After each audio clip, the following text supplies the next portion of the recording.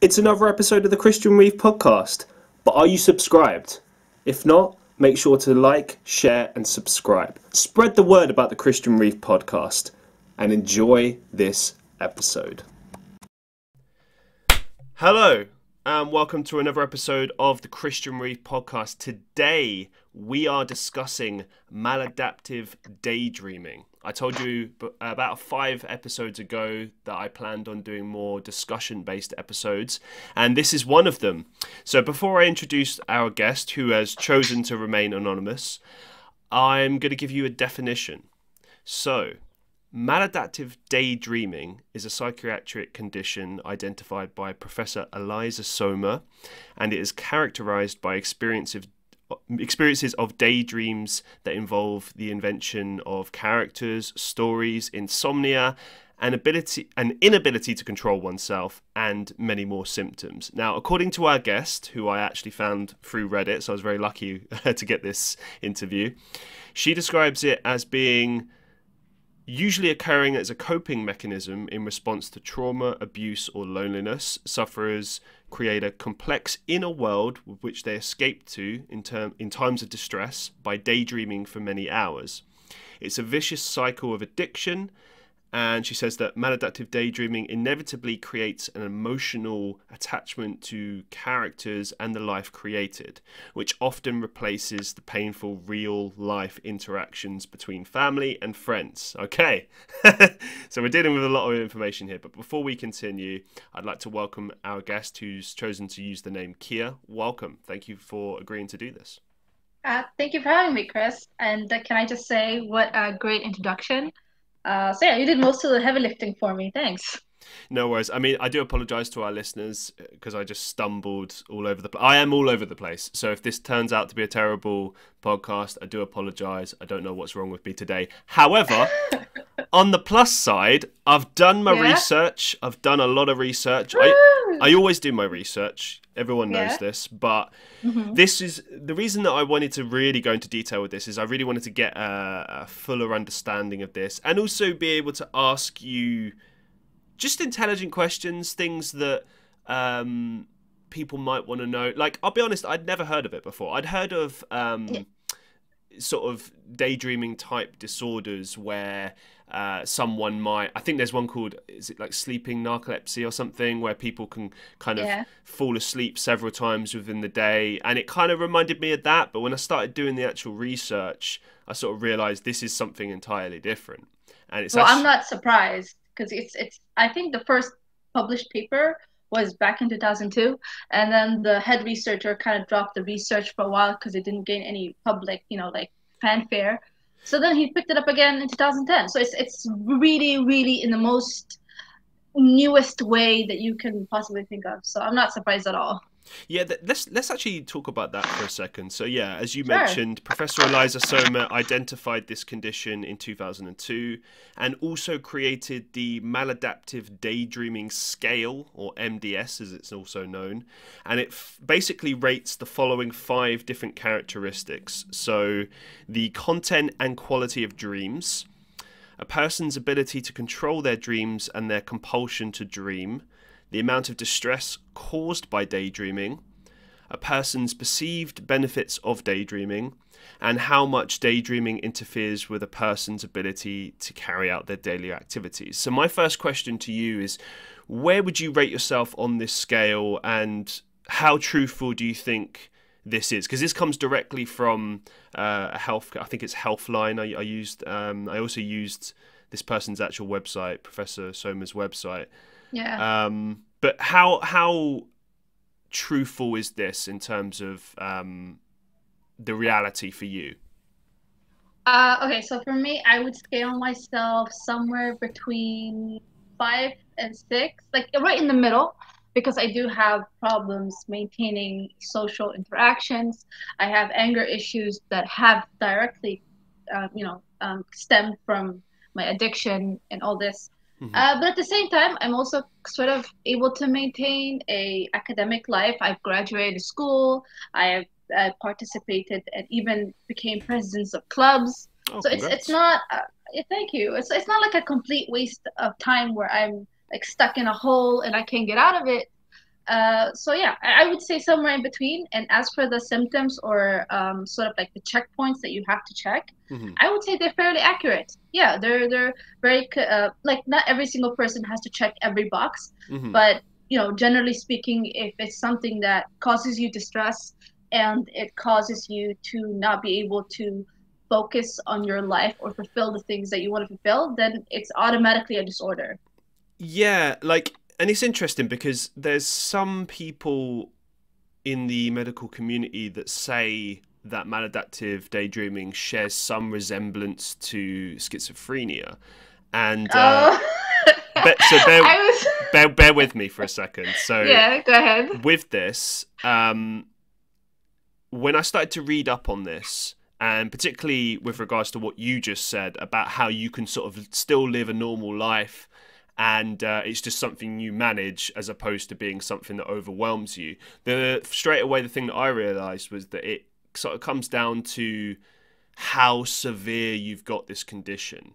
And then, of course, maybe the drugs that you're taking with it or the therapy that you're getting with it, like whatever you're sort of taking will kind of ultimately like affect your quality of life. And it's the same with schizophrenia. Like I've got first-hand experience of this. I've dated people and had friends who've suffered from things like schizophrenia and bipolar and such. And it's very possible to live a completely normal life. So I think in terms of the similarity there is some truth to that. However, and this is what I wanted to just lay out before I Yeah. let you give your I response. hope you get into it. Come on, Chris, don't let me down. Go ahead. So, Professor Sommer identified that it is not actually similar because maladaptive daydreamers recognize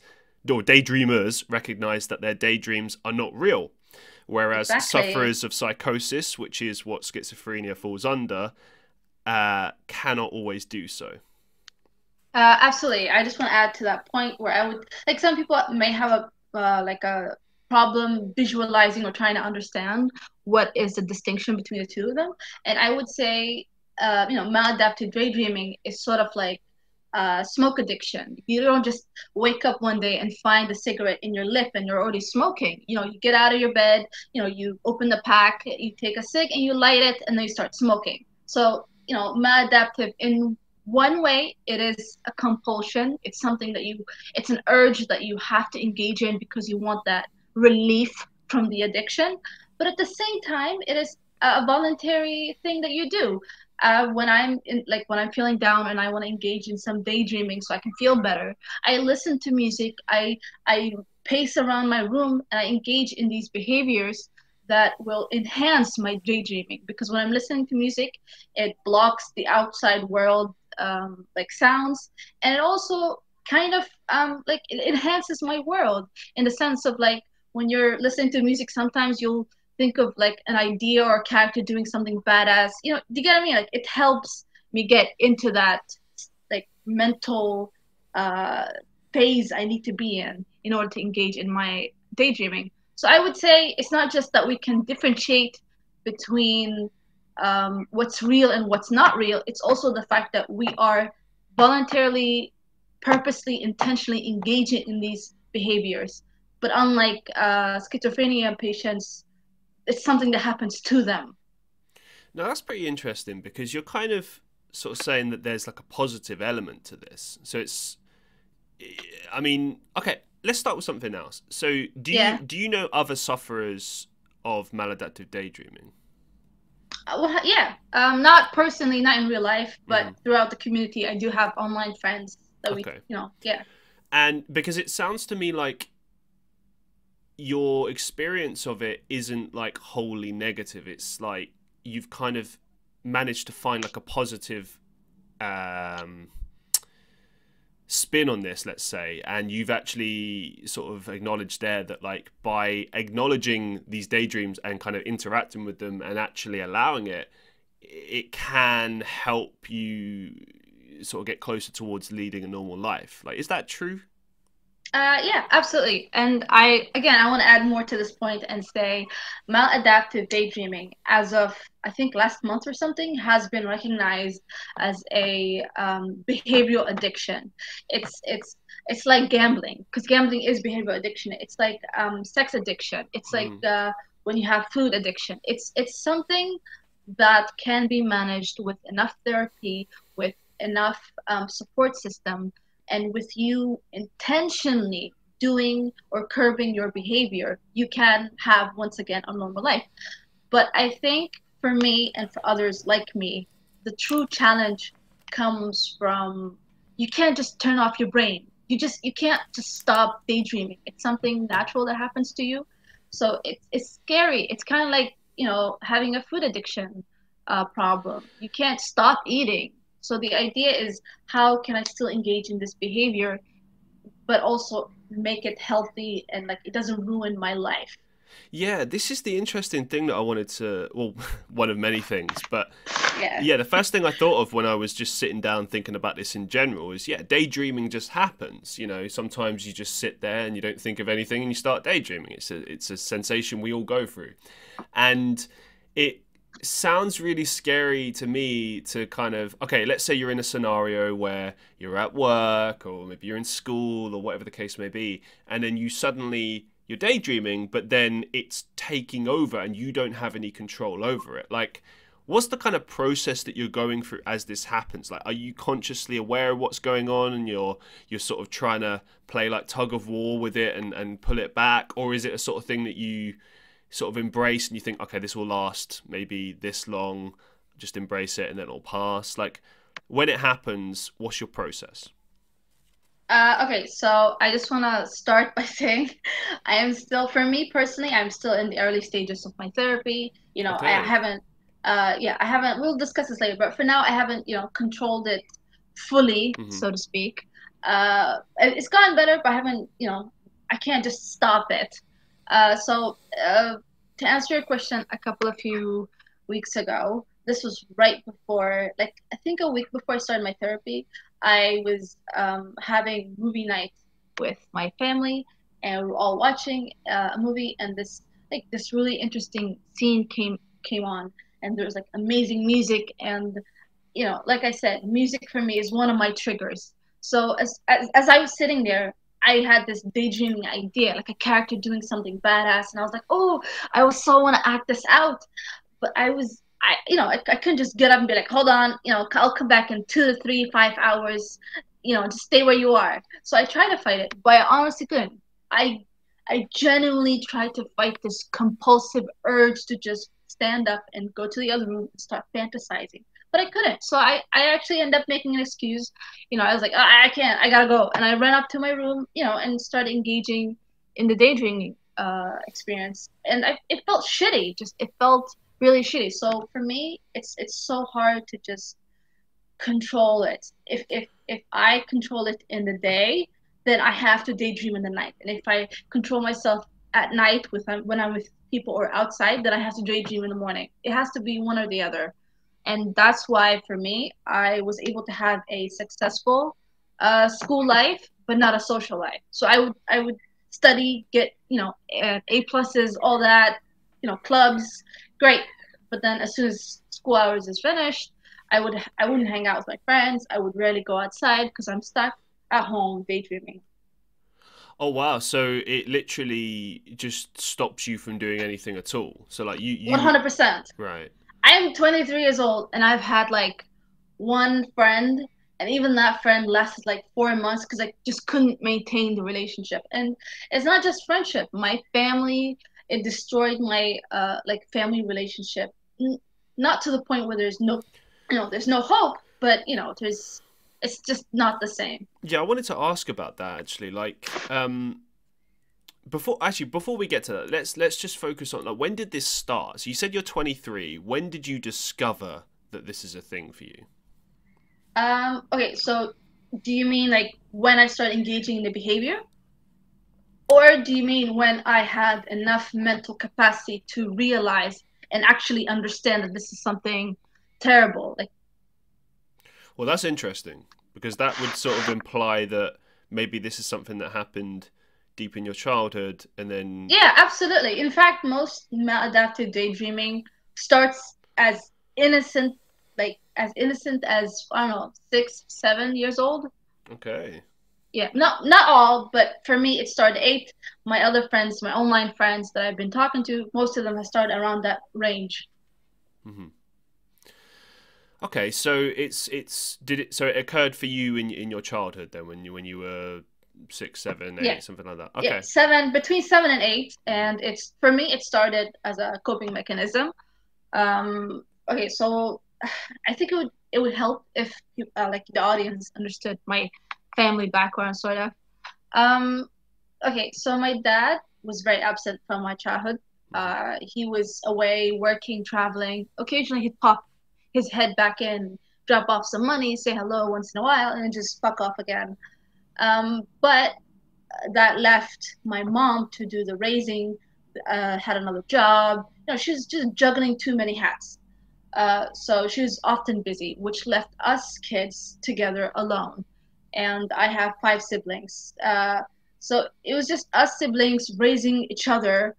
And for me, I've always been very different from my siblings in the sense of I'm an introvert. I'm very not shy, but like quiet. I enjoyed my alone time.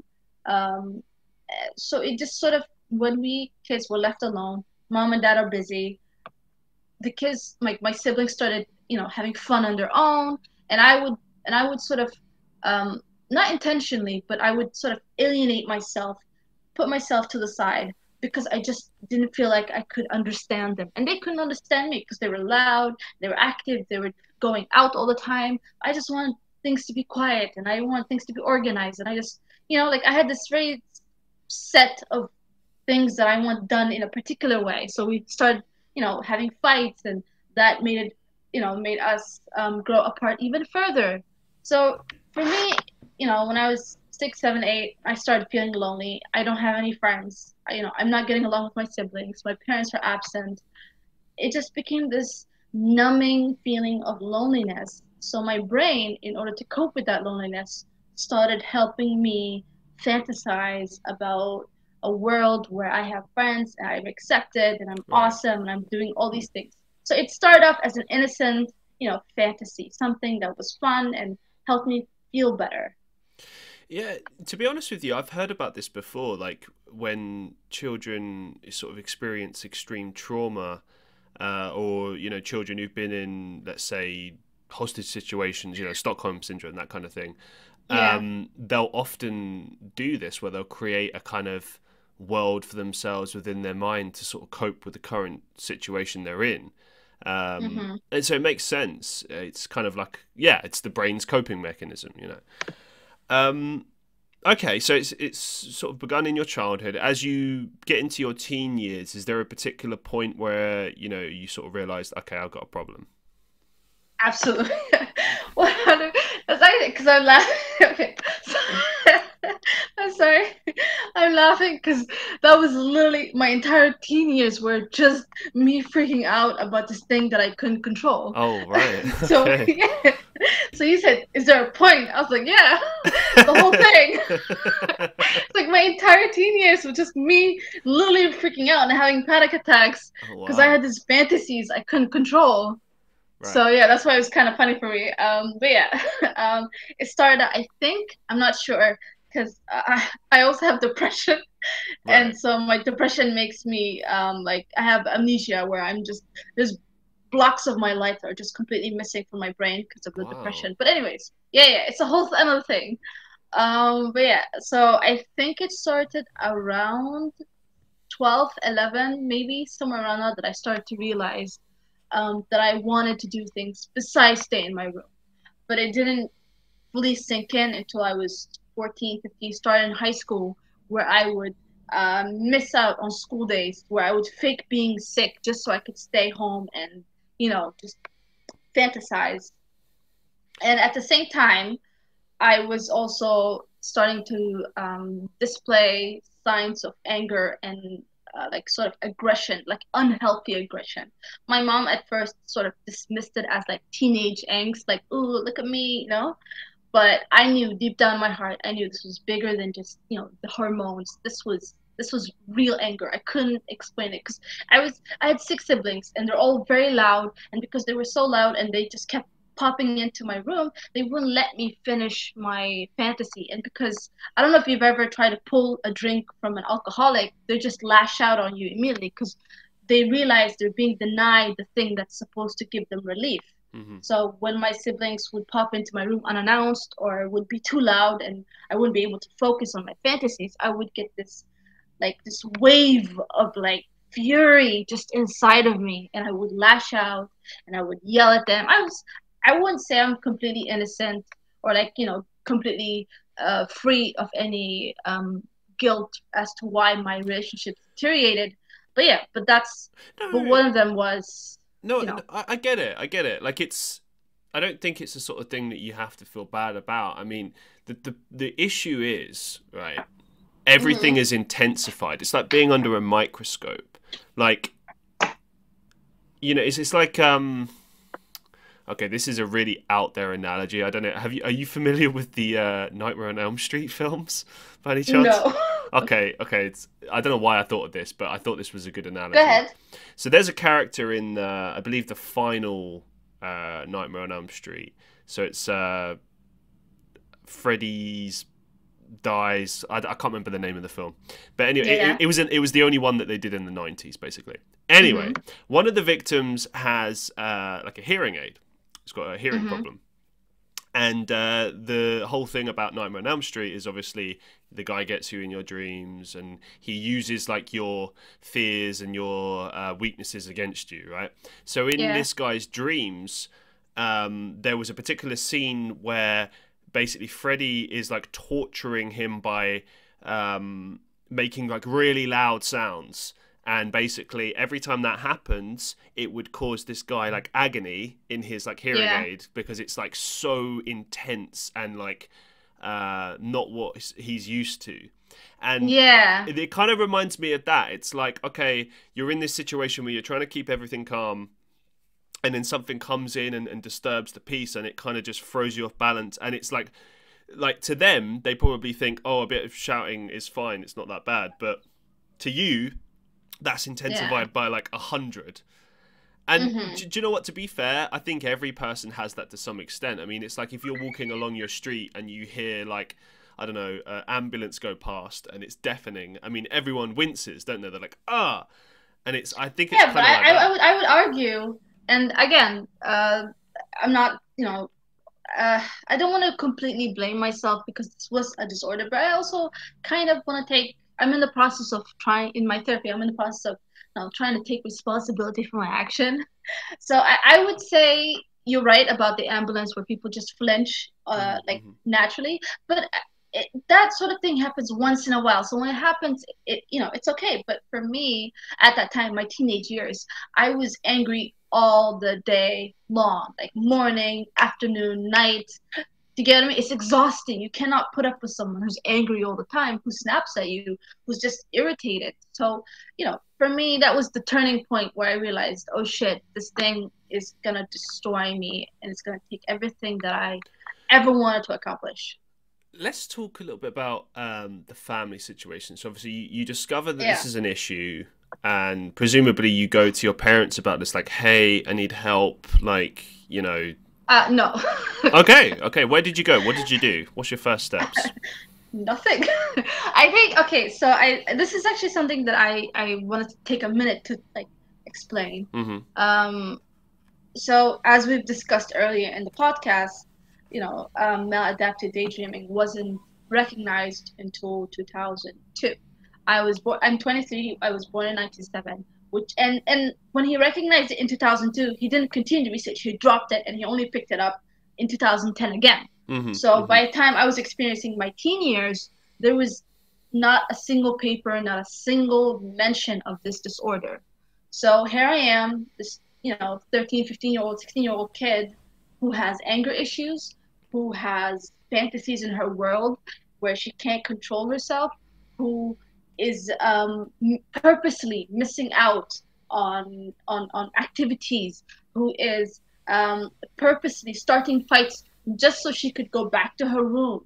Like I was in a really bad place in my teen years. So here I am, completely self-destructing myself, and there's this disorder that I can't explain, that there's this urge that I don't know has a name or even is a thing. So I'm thinking my thoughts at that time were, I'm completely crazy, and if I ever try to speak about this, they will lock me up and I will never see anyone ever again. And that wasn't like, that was a genuine true belief. Like, Wow. in the same sense that I believed the sun would rise, I actually believed I was crazy, and if I ever tried to talk it out or do something about it, I would be locked up and I would never see my family.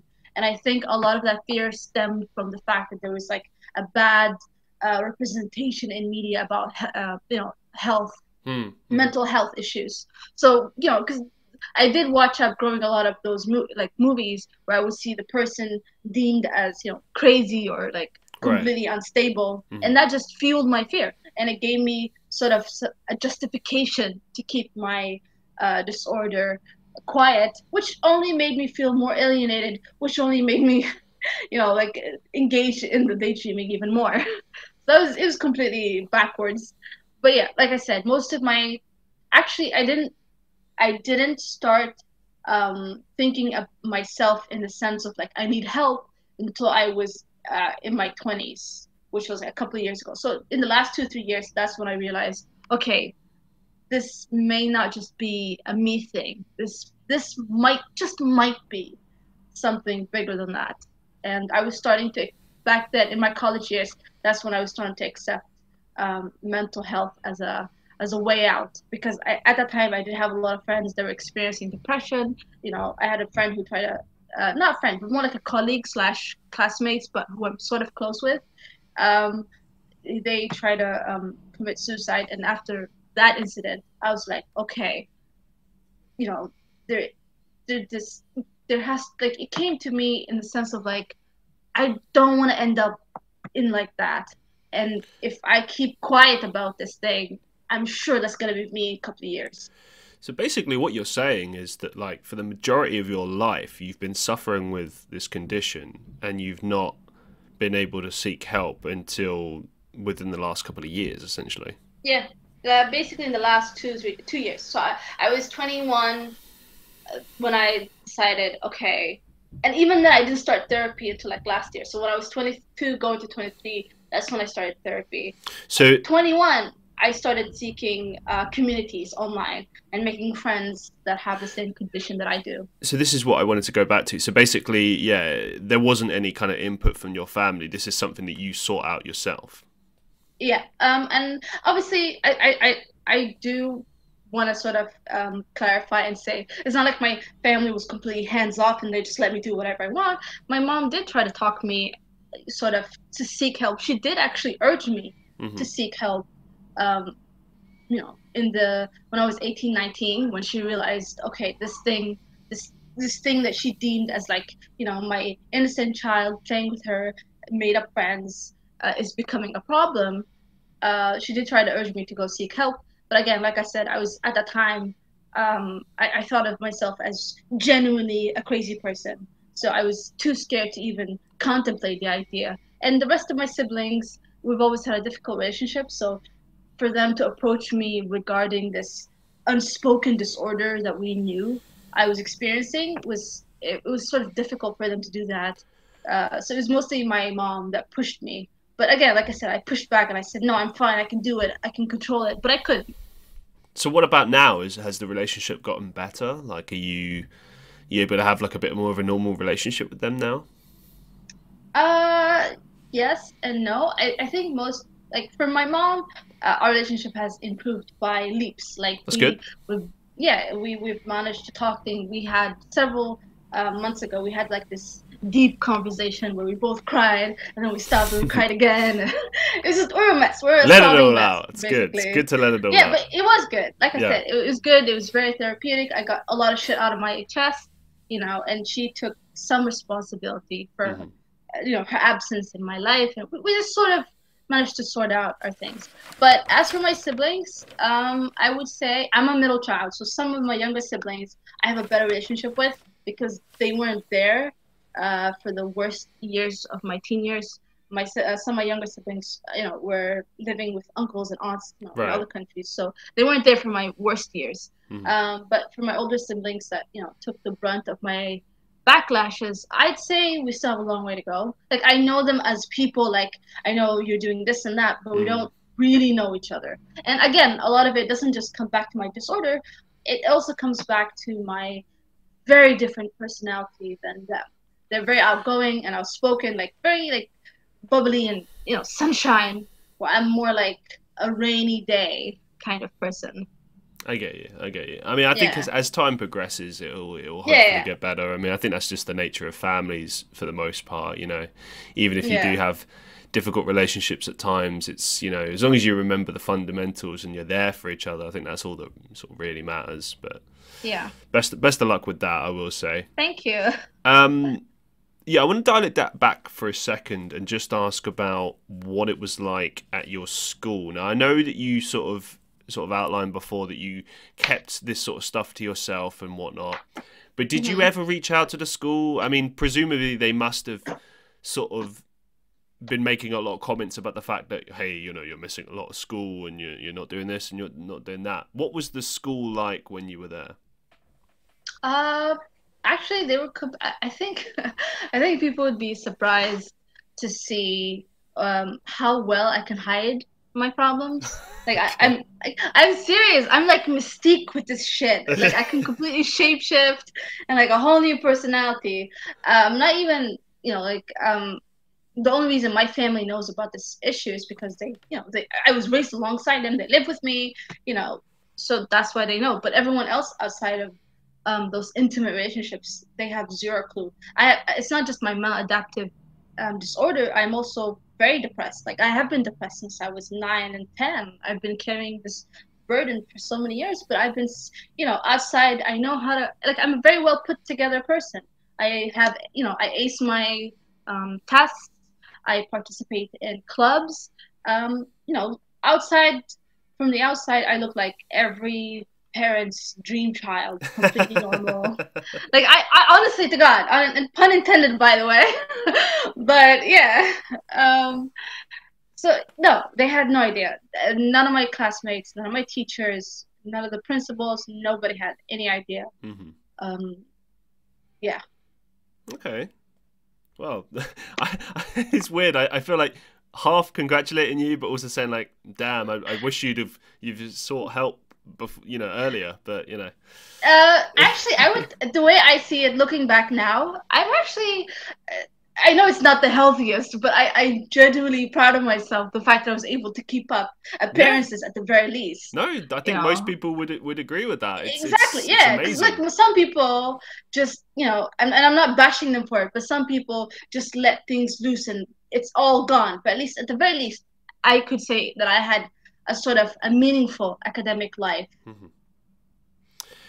Okay, so I want to move it on to treatment now. Now, you mentioned that you're receiving treatment at the moment, but from my research that I was conducting via Healthline, it mentioned that some sufferers of maladaptive daydreaming will use fluvoxamine, otherwise known as Levox, which I understand is some sort of a drug that is sometimes used in connection with this. But according to Healthline, there isn't actually currently any form of official treatment for maladaptive daydreaming. So first of all, are you receiving that specific medicine or have you been offered that? What's been offered to you and what does the actual treatment involve right now? Okay, so for the drugs, personally, my case isn't so severe where my therapist felt like I needed, medication just to keep me somewhat, loose. But and other people that I've talked to, honestly, in the community, most of them are non-drug, medication sort of. And as for my treatment, like I said, it's only been in recent months. And when I say recent, I don't mean like a couple of years ago. I mean like 2 months ago or 3 months ago or something like that. That Dr. Sommer was able to clarify and say, we don't have a definitive course of treatment right now, but your best chances of beating this thing is to treat it as if it's a behavioral addiction, as if it's like a gambling addiction. So that's the best way you can curb it. And for me, I'm doing, like I said, behavioral addiction, but I'm also treating the underlying cause, which is my depression, because I've been so lonely and I've had all these horrible, numbing pain for all these years that I started to fantasize. So I'm treating my depression, and I'm also sort of learning. I'm in cognitive behavior therapy, where I'm Okay. learning to just not, like, when I get the urge, how should I behave? How do I distract myself? Um, when can I engage in this behavior? When shouldn't I?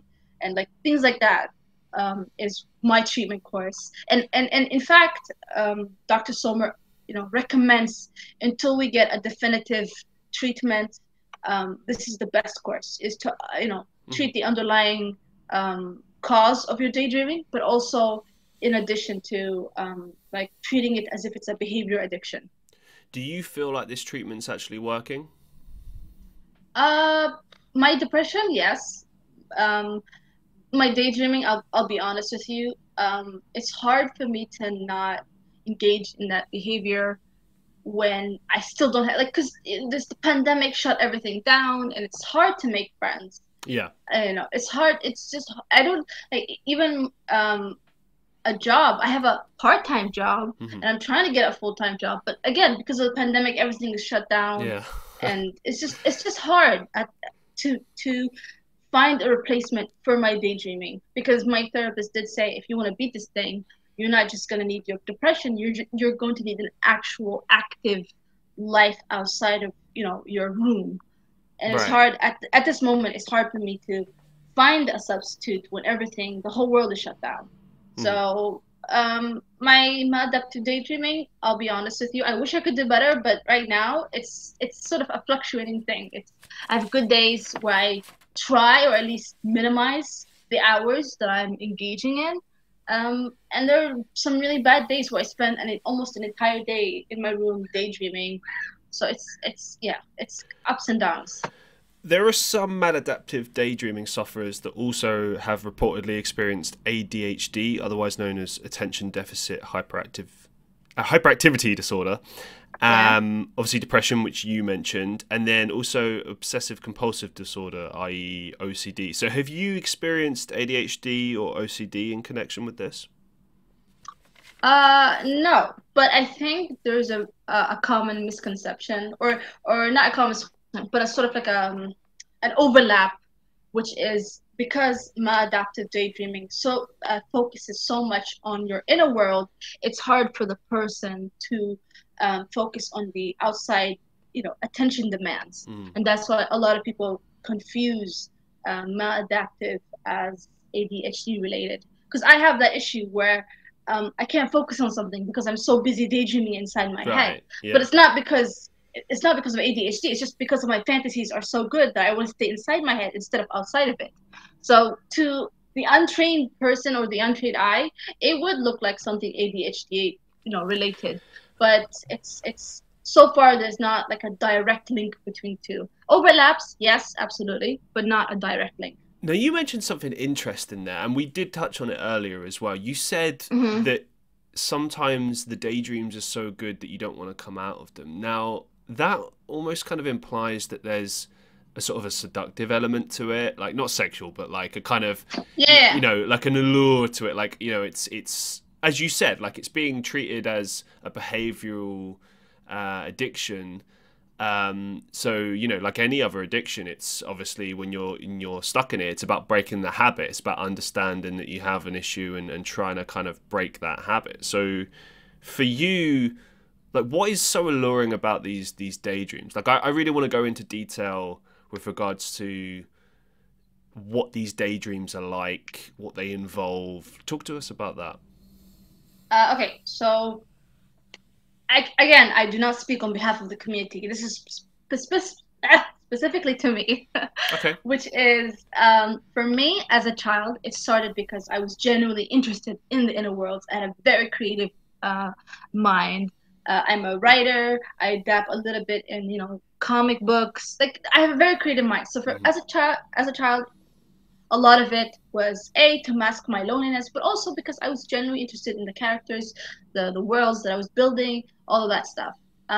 But as I grew older, and I've been doing this habit literally since I was 8 until 23, so that's, I don't know, like 20 years, yeah, or like something like that. Um, not 20 years. My math is off. Like 15, like decades basically. I've been engaging in this behavior. So today, it has become a compulsion. It's no longer it's fun. It's still fun, but it's more of a compulsion than being intrigued by the worlds that I'm creating. Does that make sense? I get that. I get that. Yeah. But what exactly are you experiencing when it happens? Like, what are some of the things? What are some things that like particularly stand out for you that maybe the average person might be like, whoa, like that's kind of out there. Like, what kind of things are you tending to daydream about? Okay, so this is for me, my daydreams are extremely personal. I'm not Okay, gonna go into the details. sure. I wish I could, but honestly, it's very personal. I have attachment to them. I'm not ready to discuss them in full length, but I will say this. Hmm. Um, my daydreams tend to reflect whatever longing or connection that I'm looking for at that moment. So, for example, if I am lonely Hmm. and want to have friends, then I will most likely, but not always, but most likely engage in daydreams where my character or me, I have friends and stuff like that. And if I'm feeling, lonely, but like romantically lonely, then I will engage in daydreams where I have a loving partner. And Hmm. if I'm having fights with my family, then maybe I'll create a world where my family loves me. So a lot of the times, my daydreams are a reflection of the emotion that I'm lacking. Uh, so yeah. That's pretty interesting because they say that standard dreams are supposed to be a reflection of that too. Like obviously you got to take it with a pinch of salt. But there's a lot of people that Yeah. say that if you lose your teeth in a dream or you die in a dream, it's supposed to be reflective of like maybe some sort of profound change in your life or something that's lacking from your life. I know that at times when I felt particularly anxious or stressed out, I've had more kind of nightmare based dreams, and I think it's like your body's kind of and mind's way of like telling you like you need to do something about this is not a good situation, you need to change it. So it sounds like there's a lot of similarities there between standard Yeah, I dreaming and think this sort of belief, or not belief, but more like ideas, sort of go into the mind-body connection, right. which is like your social interactions can manifest as physical illness, and vice versa. Your physical illness can manifest as like a psychological thing. So it's yeah, like you said, it's genuinely interesting, but I myself try not to get too into that because I'm scared that if I no, not scared, but more like wary that if I make it sound like it's something out of this world, that I will somehow absolve myself of responsibility. And I know it's something most people would be like, well, it's not really your fault, and but for me, it would help. Like in the when I was talking to my therapist, and and we were discussing a course of treatment. I told her like I don't want to pretend this thing is bigger than what it is. I want to knock it down to me being taking responsibility for it and just like knocking it out of my life and regaining a social interact no, like, social life better.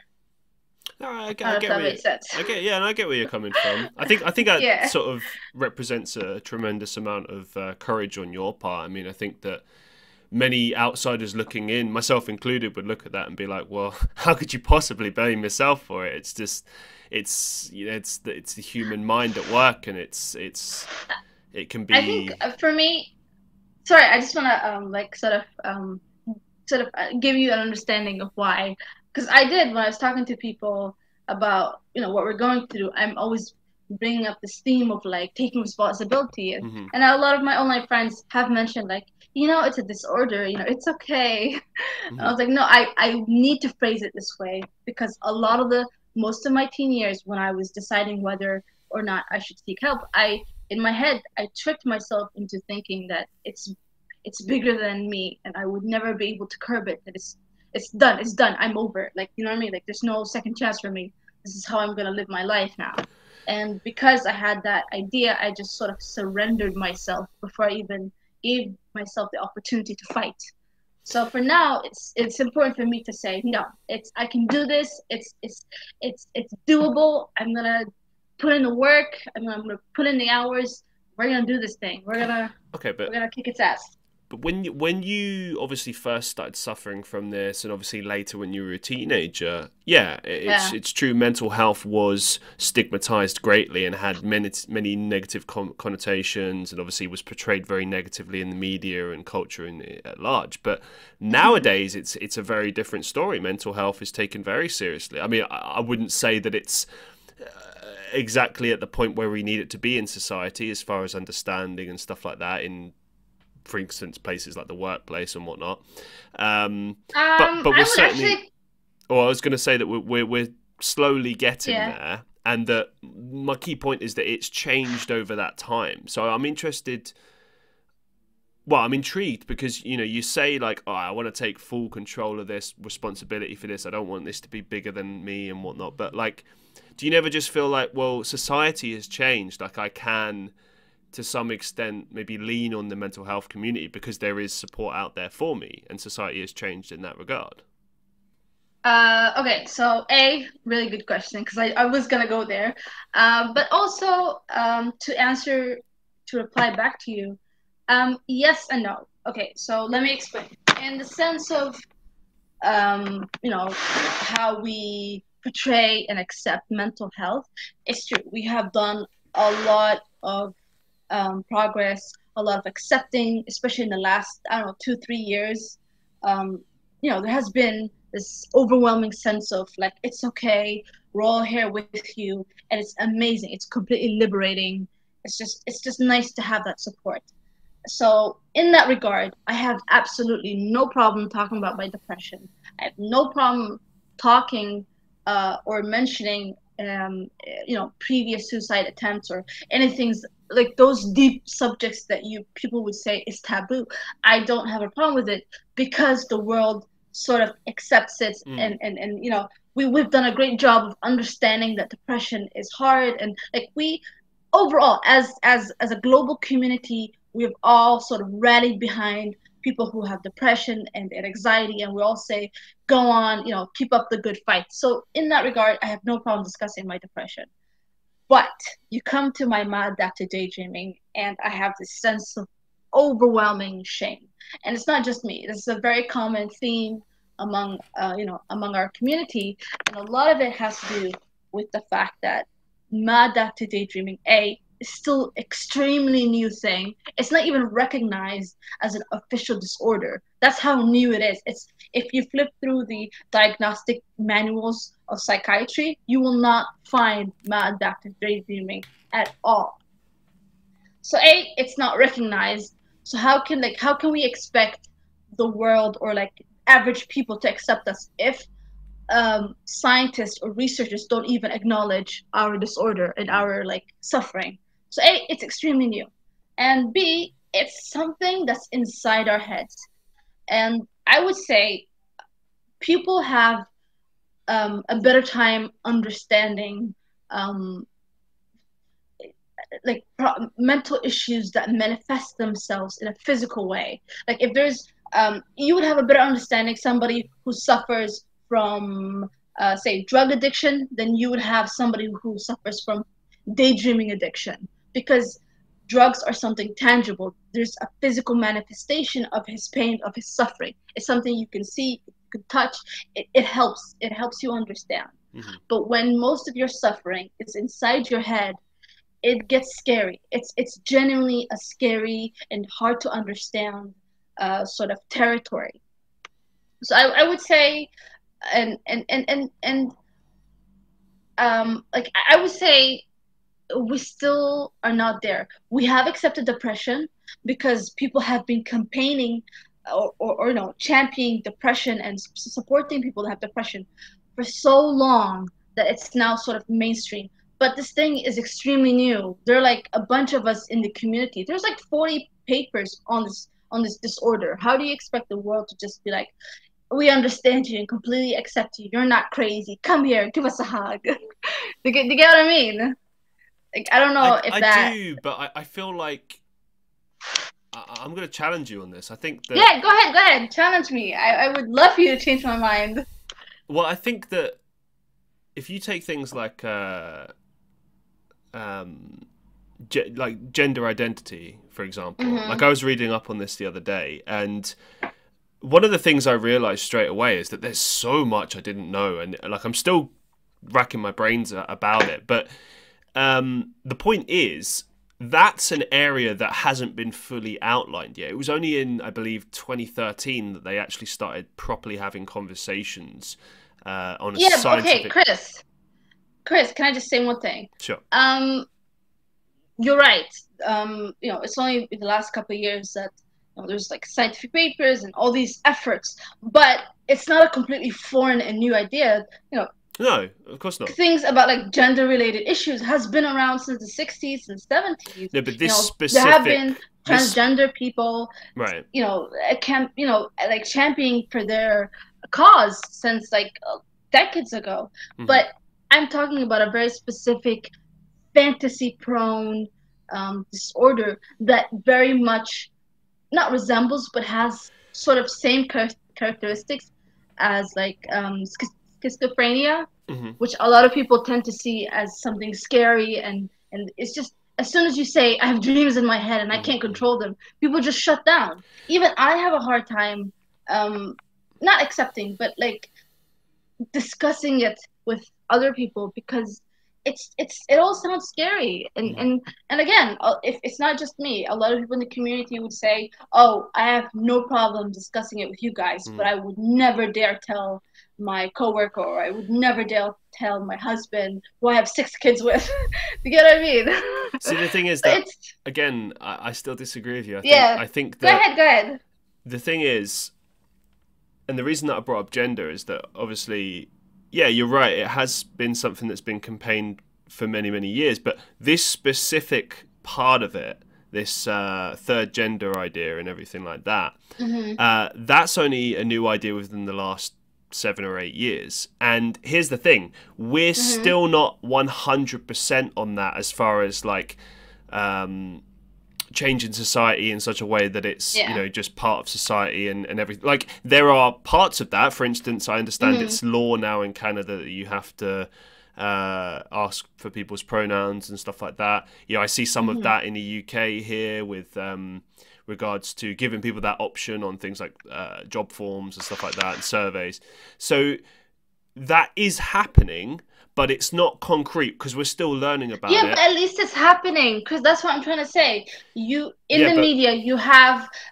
can I just, let me finish my thought. In the media, whether movies or YouTube or YouTubers or, Instagram, whatever media platform that people consume, you have some elements of, gender, like these people that are like do you know what I mean? Like these... You have elements of it in society. There are laws for it.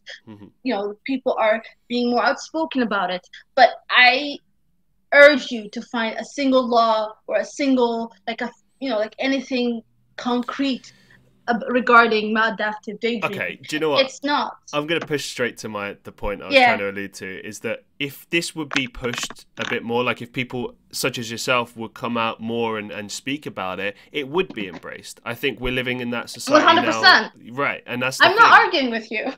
I would say, hopefully my goal is one day that I would be able to, I sort of...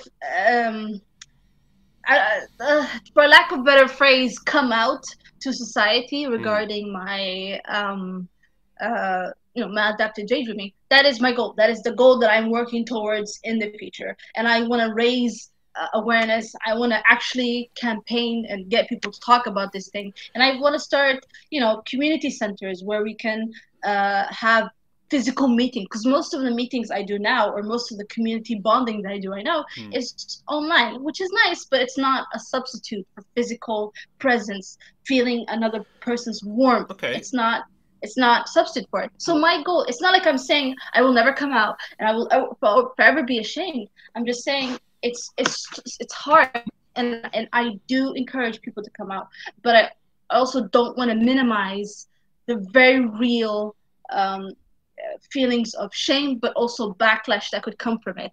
I'm a graduate in biotech. I work with labs. I work with science. I work with a lot of like very sensitive sort of materials.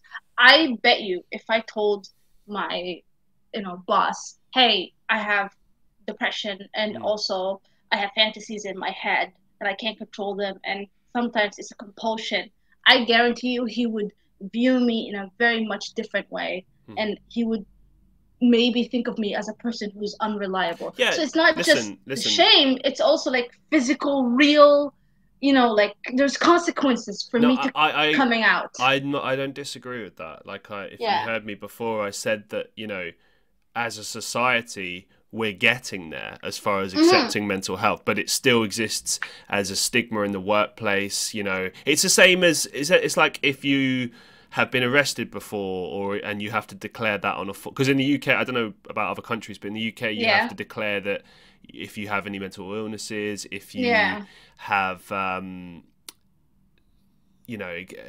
any kind of prison convictions, anything like that, you have to declare all of that. Well, it's interesting, apparently in the States you don't have to do that. It's actually illegal to ask people to disclose any of that information. So it's interesting here in the UK that I'm finding that out. But irrespective, the point stands that you're right, that there is that always going to be that stigma. But I mean, here's the thing. Here you are, you're on my podcast, you're talking about it. This is that first step. And you said that like you have these goals moving forward of that you want to eventually come out and talk about this and help people with regards to this. So how come you don't choose to be anonymous right now? Like, is that because of family and work and everything that you just laid out, or is that more to do with the fact that like you need more time to kind of build something with this? Like, what's the reason behind that particular decision? Both. I have sort of discussed it with my family, but we haven't had that, that all revealing conversation where we can talk and truly accept each other. We still haven't had that conversation. And I'm still in the middle of my treatment. I'm in the early stage of my treatment too. So how can I come out when I don't even know what it is or don't even know how to? Do you get what I mean? It's kind of hard for people to champion a cause when they're still in the middle of literally figuring it out. I am talking to my therapist. I'm still doing research. We're still trying to come up with, okay, this didn't work, maybe we should try this. I'm still in the process of it. And I'm also still in the process of accepting myself. Just because I said I want to take responsibility doesn't mean these feelings of shame just suddenly disappear. Poof, they're done. I'm still, a lot of it, I'm still struggling with shame and those years from my teenage years where I genuinely believed I was crazy. All those years thinking that isn't going to suddenly, disappear just because I have a diagnosis now. So I'm still in the process, I would say. You mentioned a few times shame there. What do you have to be ashamed about? I don't understand that. I know you don't. I know you don't, and I wish I had that sort of privilege where I could be like, I don't understand why people don't just come out. I wish I could just say no. I don't mean that. That I understand. I just meant that particular word you said. This shame of having this condition. That's what I don't understand. For me, okay, so my sort of the cause or the underlying cause from my shame comes a lot of it from the fact that I come from not a very, but like a mildly conservative background. Okay. So there's, again, my direct family, it's even my aunts. Some of my aunts are extremely accepting of mental health. Like the people I directly have a connection with are extremely accepting of mental health. Even, as I said earlier, my mom she literally begged and cried for me to just seek help. I will do whatever you want me to do. I will pay for whatever treatment course, anything you need. Just go seek help. So it's not a matter of like my family accepting, but the environment I'm in or the people surrounding me is not like very accepting of mental health. And at the same time, I'm also worried about my my work. I'm genuinely my work, I handle, not super sensitive, but like I do handle, bacteria and viruses and stuff like that. So I worry if I tell my coworkers, if I come out and say I have fantasies and a compulsion, would you trust someone? Like if I say if I say I have a gambling addiction, would you trust me around, like highly sensitive material? I Like, get do you get what I mean? Yeah, I get what you mean. Exactly. So again, my shame comes from my conservative background. It also comes from having a very sensitive job and having no friends to talk to outside of the community, obviously, but like having no friends that I can hang out with. Just not having that support system makes me feel like, okay, it's not like maybe there's something still fundamentally wrong with me. And again, I'm still working through that process. And lastly, it comes from all those years where I had these completely wrong ideas of what it means to be a person with mental health issues. That it largely stems from that. So I know I bring up, responsibility and shame, and it's a lot of it has to do with the fact that I'm still trying to accept myself, and also just slowly chipping away at my environment and slowly trying to make people accept me. And again, this is still very new for me. Like I said, I only started thinking about therapy 21, and I only started therapy 22, and I'm 23 now. So we're not talking decades here. We're talking 2-3 years. I get that. Yeah. Let's talk a little bit about the maladaptive daydreaming community. So you mentioned that you've got some sort of online friends in this community. Like, what have you discovered? How big or large is the community? Talk to us a little bit about that. Okay, so I do want to clarify. I sort of, okay. I don't know why this is so hard. Okay, so when I first met, my thoughts are all over the place. I'm sorry. When I first stumbled upon maladaptive daydreaming, it was through this fun article. I think it was, I'm not sure, but I think it was The Atlantic or something like that. Anyways, it was an article. I read it. And I said, holy shit, this sounds like a lot like me. I started Googling, went down the rabbit hole, and I made friends. So I joined this website. I forgot its name, but it's like this very famous website where all the people with maladaptive go. Oh, right. Yeah, it's I forgot its name, but I think I have it somewhere in my like my not notes, but like where you keep your logins and stuff. Yeah, it's somewhere around that. So that's where I started. That was my sort of introduction to the society, so to speak. I made some friends there, and then we slowly moved off from the forums, and we sort of made our own chat, and we usually chat through Discord, and that's where we talk. So if you're asking me about regarding the mental state, or like not state, but like the where the community is at right now, I am not the most informed because I haven't used the forums in like months. Oh, okay. I've been mainly using Discord and not video chatting, but like audio chatting with friends and texting here and there. So I'm not completely 100% engaged in the forums, but every now and then I pop in, I talk to some people, read some articles, read some people's stories, and give them thumbs up and like, go ahead, continue with your fight. You champion, and then that's it. I log out because I don't want to spend too much time in the forums. I would rather have instead that one-on-one bonding, that closer bonding that I can talk to people on, like actually hear their voice, text them. You know what I mean? I would rather have that than just these nameless people in a forum. Yeah, no, I totally get that. I totally understand that. Okay, now you don't have to say any specifics here, but Go ahead. I wanted to know, what is your sort of country's particular outlook or approach to the condition? Like, how is it considered or recognized? Is it taken seriously? Like, what's your particular country's outlook? And then also, to a latter extent, like, what are other countries' sort of outlooks as well? Okay, so I am from Sweden, Stockholm, but I did jump around, sort of moved around Hmm. with my family. We went to Asia for a bit, went to Africa for a bit, and then went to the States for a bit. Hmm. Um, so my um, if you're asking me to give you a specific analysis of a single country, I honestly don't know because most of the Okay. time I kept to myself.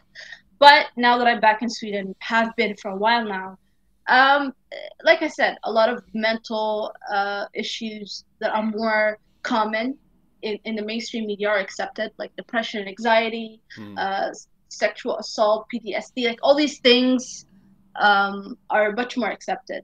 But I have not tried and discussing maladaptive um, daydreaming. I've not attempted even, and I don't even think people know. In fact, when I started my therapy, I literally had to explain. I had to I had to explain my own disorder to my therapist. So that was a fun conversation. Uh, so yeah, when I first started, I was like, okay, I know I'm gonna sound crazy, but bear with me. So yeah, I'm sorry. I wish I could give you a more definitive answer Hey, and no, no, saying that's fine. That's this, fine. this, and this. But I've been hopping around the globe for so long. I don't have a single beat on a single country and say, okay, this country is like this and this country Hmm. is like that. And again, I was mostly kept in my own room. So yeah, I get that. Thank you. yeah. Um, to talk us through what's like a typical day or week like for you? Okay, so typical day. I have a job, a part-time job at a research facility, sort of close to my house. So I work mostly night shifts. Um, I work like Is in that by evening. choice?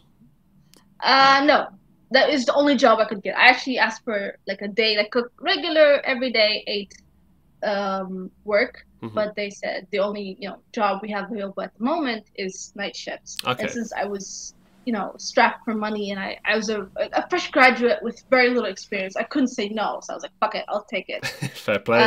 Get that bread. Yeah. Yeah, I was like, just let me get some experience first.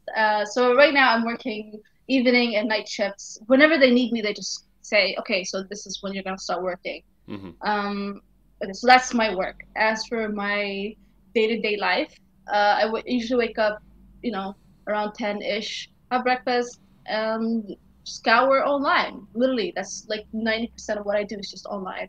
I do try to take walks every now and then, but it's hard.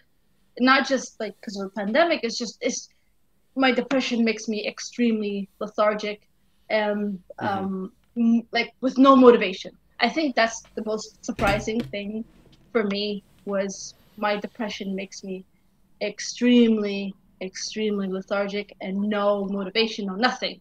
I didn't even want to get out of bed. So yeah, it's basically me just hanging out in my room. Every now and then I'll come down to spend time with my family. And it's not because I want to, it's because my therapist said, okay, you can't spend all day between room and work. And even my job, I'm usually isolated in my own, um, like laboratory sort of. So Hmm. she said, no, you actually need to start um, interacting with people. In fact, she said, it's extremely sorry. It's funny because when we're talking, she's like, okay, from now on, we're gonna start on your reintroduction to society. Oh And wow. I felt, yeah, and for me, it's funny because I felt like those animals that like were injured and then now Yeah. like yeah, they're being reintroduced to the habitat. But it makes sense because, like I said, most of my childhood, my teen years, my college years, I was mostly alone, locked up in a room or in my own apartment. Mm. I didn't have a lot of interaction, so it actually makes sense for her to phrase it that way. She said, Right. "We're gonna slowly start your reintroduction to society, and you're gonna start making friends, and you're gonna start tolerating other people's presence." Because my anger issues are not just the fact that I'm angry. I'm also very irritated by other people's just presence, even if they don't do anything. It's just the fact that they're there. Like that's what I said. My Hey, teen years were extreme. that's just being human, man. Yeah, people are yeah, annoying. very. Yeah. So my therapist was like, okay, once in a day, you're gonna have to go down and talk to your family. You're gonna Okay. have to sit for more than 10 minutes. Mhm. So yeah, that's basically me. I'm at my room, online chatting, doing some writing, Mhm. and then once in a while I'll go down to have like one meal, two meal, maybe a conversation here and there, and then I just start writing my progress. I journal any thoughts that I might have, and then again next day I just bring it up in therapy, and we go it from there. Okay. Yeah. And one thing I didn't really press you on before, Go but ahead. I'm kind of intrigued by, is you mentioned obviously within these daydreams that characters exist. I want to know a little bit more about that, where that comes from, what exactly these characters are. Like, I know that you said before you're not willing to go into specifics as far as like personal stuff. I completely understand that. That's fine. But I'm more interested in like just the concept rather than specifics, to be honest. I just want to kind of know, like, where does that emanate from? Is it are the characters based on real life, or are they just fiction? Or talk to us more about that. Sure. Okay, so before I start, I do want to say there are terminologies for the things that I'm going to say. They're like actual terminologies, Okay. not by the research community, but like the community, Tumblr, like the people that are talking to each other. Okay. There's like a terminologies for the words. But right now, I since I don't use them often, I don't know what they are. They're not on top of my head. I'm sure if I Google, I can find like a bunch. Mm-hmm. But so basically, I think it's called parame or parame, something like that. But basically, as a child, most of my fantasies were me as like Kia, the person with my face and my body and things like that. It was me. Mm-hmm. But as I grew and started watching movies and started having more interaction with the world, that I started to drift towards adopting a character, not a character, an actress or actor's body. So it's them, but it's my conscious. I don't know if that makes sense. I get It's that. their face, but it's me inside of that face. Mm-hmm. I don't know if that makes sense. I understand that. But yeah, so it was like that for a while, and then after a couple of years in my 20s, I started to sort of dislike that kind of uh, not taking, but like interaction. I started drift towards more having characters that are completely independent from the me myself. Mm-hmm. So it's like Chris Rock is in my head, but he's acting as Chris Rock, and it's his conscious, not mine. Okay. So yeah, for my character and my world buildings, they actually went through phases with me as I grew older. But it's not always one. It's not like I have three. I don't know how to explain this. Like it's not like it's just one mode. It's not like it's just Chris Rock all the time. Mm-hmm. Sometimes I switch him out for somebody else depending on the fantasy and whatever emotion I'm trying to fulfill. Sometimes if I'm feeling really lonely and I really and I really need to feel better, sometimes I treat my daydreams like a pick me up. I'm like, okay, today's been a shitty day. Let's start fantasizing about something amazing. I get So yeah, that. some people are like, self-care. They're making bathtubs. I'm like, nah. I roll my sleeve and I'm like, okay, I'm gonna engage in a 6-hour fantasy. Excuse me. I need to feel better. Okay. But yeah. Yeah, that's interesting. So you can choose how long you engage in this. Yes and no. Okay. So sometimes the fantasies come to a natural conclusion sort of on their own. Like for example, I'm feeling very lonely. I start fantasizing that my character is like this actress and everybody loves her and people are just fanning all over her and it feels good. But after a while, once I start to feel good, I realize, okay, I don't need to. I'm no longer feeling as lonely as I was feeling a couple of minutes ago. Mm-hmm. I can stop now. So I just stop and I go back to whatever I was doing before I started daydreaming. And then there are other times where I haven't engaged in the behavior addiction for so long that that's starting to become as a compulsion. Like for somebody who hasn't been drinking, or somebody who couldn't drink because they were so occupied with something else, suddenly when they have the first free moment, they immediately started, like they take out the can from the fridge and they start drinking because they haven't done it for so long that their body is jittery. It needs the alcohol. So it's the same for me. Sometimes if I don't engage in the behavior for so long, because I'm preoccupied with something else, I actually get this sense of urgency in my body, like I need to fantasize now. And that's when I can't control how long I fantasize. Sometimes it's an hour, sometimes it's literally the entire day. And I'm talking about literally from morning to night. It's the entire day. Have you ever taken, recreational drugs? I don't know, maybe cannabis, something like that. And if so, did it have like a profound effect on your daydreaming, like positive or negative? No, I haven't tried drugs, and I have no intention of trying any sort of weed, or because I have, not me, but people that I know have overdosed. So for me, it's just, I understand. yeah. So for me, this whole drug thing is it's scary. It's just scary. It's not that I disapprove. It just scares the crap out of me. No, that's fair enough. So, yeah. The only reason I asked is because I was interested. Yeah, go ahead. Just in regards. But there are people who allegedly self-medicate with weed, and I say allegedly because the science does not support weed as a source of like a relief. And I'm like, bro, sis, just say that you like to smoke and get on with your day. Well, it's just interesting, But, yeah. because obviously the way that I understand this maladaptive daydreaming, as far as like how you experience it, is it's like something that you kind of sit down and do on your own in a kind of a safe space. And obviously, it's the same with drugs. Like that's what, if you were going to do cannabis, like you would want to be in a safe space and you'd want to, so you can enjoy the experience. And but your daydreaming would require your attention, I think. And again, we go back to the whole, remember earlier when I said some people have a problem focusing on outside demands because they're so busy focusing on the inside. My fantasies literally require me to pay attention. Like it's not like I can just sit there and it's just running in the background. I have to be engaged. My senses have to be engaged. I have to be pacing and listening to my music. So it's extremely hard for somebody to maintain focus when they're completely high out of their mind. How are they going to do both? So that's why I said allegedly.